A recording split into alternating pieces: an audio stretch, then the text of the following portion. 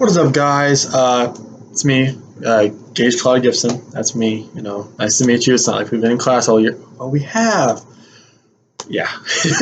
But anyways, my Alice project is over debt. I chose debt because we're in college. We're gonna run into some debt at some point, and past college, financing houses and cars and stuff like that. We're gonna be in debt. It's inevitable. Hopefully it's not too much, right? But eventually, everything in the world comes back to money. And because we're in college, I felt like I said, it's pretty apt. And I feel like if we weren't in college, we'd still be in debt. You obviously still get in debt, but it wouldn't be as prevalent, because everyone's like, you go to college, you're going to be broke and you're not going to have a job. And it's crap.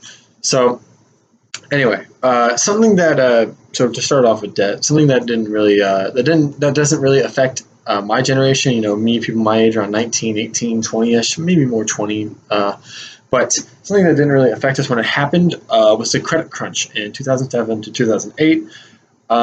Credit just went awful. The housing market crashed. Banks crashed. That whole hullabaloo that damn near got Obama impeached. Yeah, because it's his fault.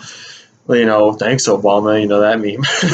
But really, that was terrible for the economy of the whole world because the U.S. is an economic powerhouse on the world stage. So that was really interesting. It didn't really affect my generation, like I said, but it might affect us in the future. People my age and a little bit older are less likely to buy houses or more likely to rent.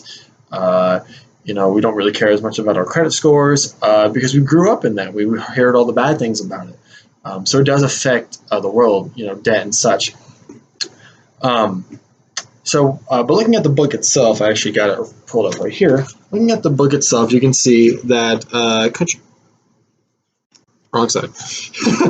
Countries that are more of an orange reddish color or yellow, those are countries in debt. And if you're green, if you're more of like a green color, then you're not in debt as much. I don't know how well you were able to see that. I apologize if it was really bad, but I'm just working with what I got, trying to be creative.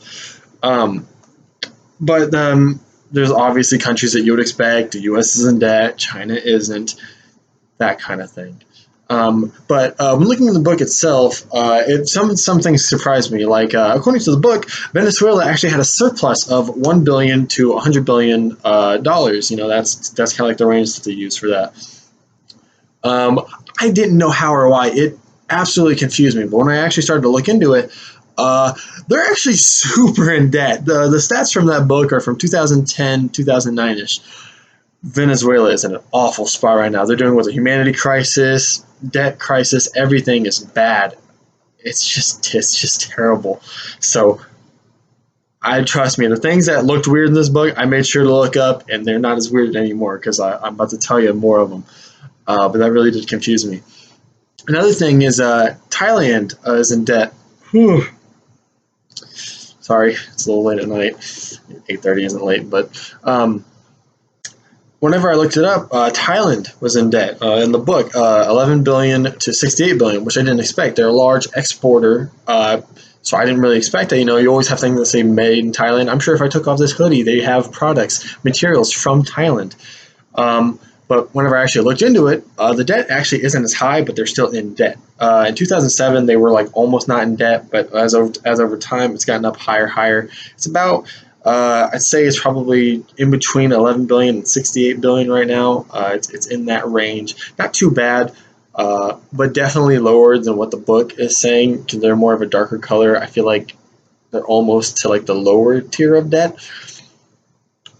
More things that surprised me was that Algeria, Libya, Nigeria, Gabon, Angola, Iran, and Iraq, they're all in surplus of $1 billion to $10 billion. I don't know. I know that most of the African countries, they probably don't, they probably do spend a lot, but I know they don't make a lot, so that really confused me. I didn't really expect that. That was weird. And I tried to look up things about it. I couldn't find any data that I felt confident about saying and doing. I wanted to, have solid research, so I just didn't say any. I didn't provide anything because I didn't feel confident in it. It's weird for sure. But those are things that surprises me. So excuse my unprofessionalism. I'm going to scroll down here on my page that I have. Uh, so things that I expected. Most of the Balkan countries and former Soviet countries around Russia are in debt. That makes sense. Poland, super in debt. Ukraine. Surprisingly, Uzbekistan isn't, but that's kind of like an outlier. Talk about that. But yeah, that really did. It didn't surprise me because, as we talked about, they were big trade partners with the Soviet Union and then Russia. And Putin likes to have a good stronghold on things that are around Russia. He likes to have control. So that didn't really surprise me. Indonesia, Singapore, and Malaysia aren't in debt. That makes sense because we talked about Singapore. They control the Strait of Milan, or I know that they control Strait. I just don't remember the name quite right. I think it's Milan. But they control that, and they have amazing industry. We saw all the technological advances that they're making, which is crazy. That was cool about in the class. In Malaysia and Indonesia, the Singapore imports materials from there and from around the world. But they also export work to there. They have them make the beginning of it, and then Singapore finishes it. Both sides make money. They all get a piece of the pie. So to conclude, people who would think in debt are in debt. The EU minus Sweden, Norway, and Germany in debt. North America in debt.